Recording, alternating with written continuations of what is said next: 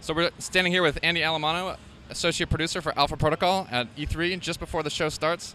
Andy, how you doing today? Good, busy, getting ready. Here it is once again, E3. It's loud and getting ready to roll here. We got, less than an hour to go before we get going, so getting ready to roll.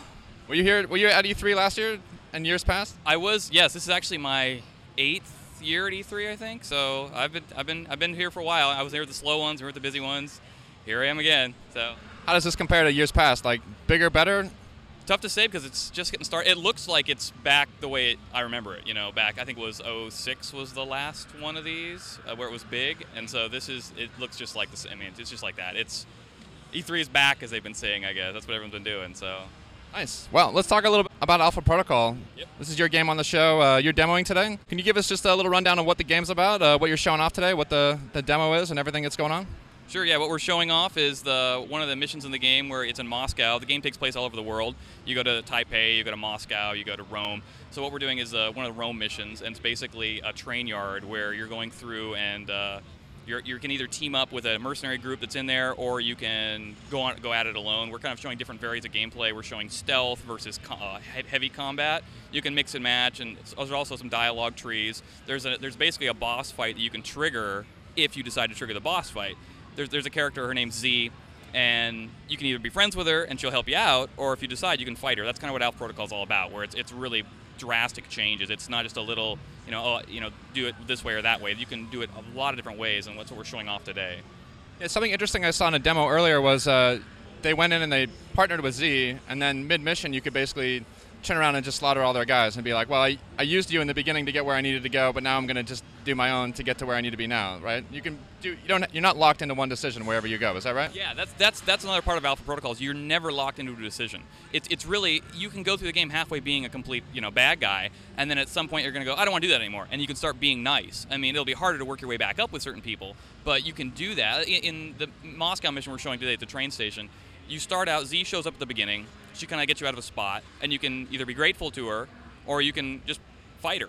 Or you can be grateful to her and then get through the mission. At the end, she shows up again, and you can fight her then. So, there's no wrong or right way to do the game. I know people have said that before, but it's not just being good or bad. It's really, being bad with one guy is going to make you be a friend with somebody else, and vice versa. So it's like, no matter what you decide, you're going to, have a positive experience playing through the game. I think that's interesting and something I'm really excited about from a design perspective, in that when you make a choice, it's not like it's just a good decision, it's just a bad decision. Like, you're not playing like the bad guy or the good guy. Like, there's stuff that happens in the immediate and then stuff that happens in the long term. So when you make a choice, initially you don't really know how it's going to play out. So that's kind of a very interesting. It's not like you can just go back on your, I didn't like how that turned out, I'm going to reload my save, because you just won't know. Right. We really geared the system, the RPG system, around not doing that. We wanted to have it so we have dialogue. It's not a matter of a tree and you just read the response and give the response you want to get. We give you an emotion. When someone says something to it, it'll say aggressive, cute, smart, whatever, and you pick one of those four, and so you don't know what Mike's going to say, but you pick. I'm pissed at this person, so I'm going to say I'm angry, and then he'll kind of give an angry response. And as you play through the game, some people like it when you're curt with them or angry. Some people like it when you're trying to be nice with them. There's females in the game. If you want to hit on certain girls are different. Some you want to be suave with, some you want to be aggressive with.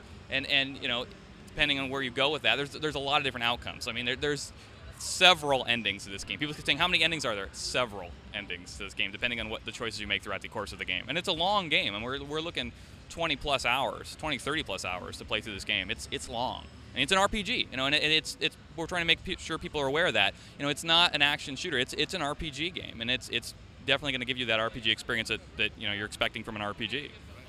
So speaking on RPG, what is your favorite play style? Like, what are you? I'm more of a stealth person myself. I'm not sure how you play out, though. Yeah, I play stealth as well. I kind of do, and then you have 4 different weapons to choose from. You do pistols, submachine guns, shotguns, assault rifles. I like to do stealth with assault rifle mix, because once you power up the assault rifle, you can start getting some really cool sniping stuff. We have a scope system. When you get for the assault rifle, for example, it doesn't start off with a scope. It has a bit of a zoom.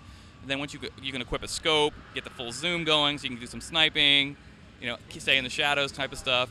I've played through it a few times now, and stealth is probably the way I would go if I was at home playing this game.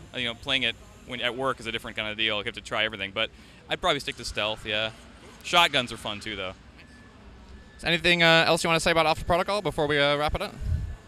Just, I wish I could tell everyone to come by a booth and check it out because it's here today, but I'm sure we're going to have footage all over the net about it, so be sure to check out the game on the internet and check the footage out, the trailers that we got out there, and, it'll be coming out towards the end of the year, so Alpha Protocol is going to be available, PS3, 360, and PC, so check it out, everybody.